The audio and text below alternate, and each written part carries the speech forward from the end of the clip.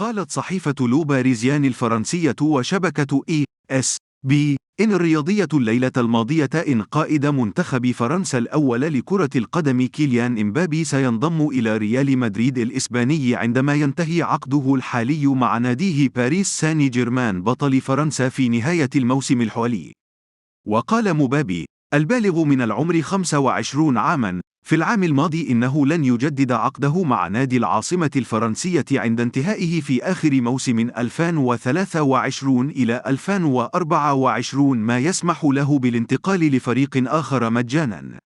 وقالت لو باريزيان ESPN نقلاً عن مصادر إن المهاجم الفرنسي الدولي سيعلن عن اتفاق مبدئي مع العملاق الإسباني بطل أوروبا 14 مرة في الأسبوع المقبل.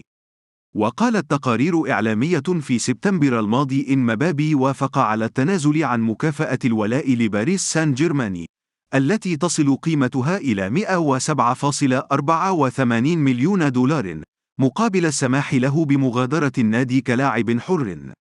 وفي 2022 تحدثت تقارير كثيرة عن قرب انضمام مبابي إلى ريال مدريد، لكنه أعلن تمديد عقده مع سان جيرمان قبل أسابيع فقط من موعد فتح باب الانتقالات. إذا أعجبك الفيديو اشترك معنا حتى يصلك كل جديد.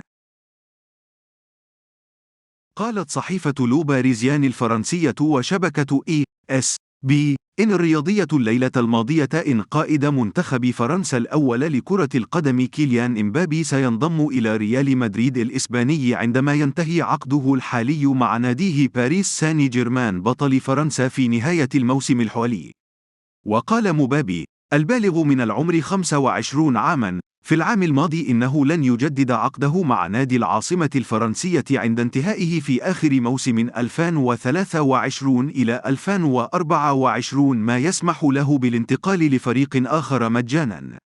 وقالت لو باريزيان ESPN نقلاً عن مصادر إن المهاجم الفرنسي الدولي سيعلن عن اتفاق مبدئي مع العملاق الإسباني بطل أوروبا 14 مرة في الأسبوع المقبل.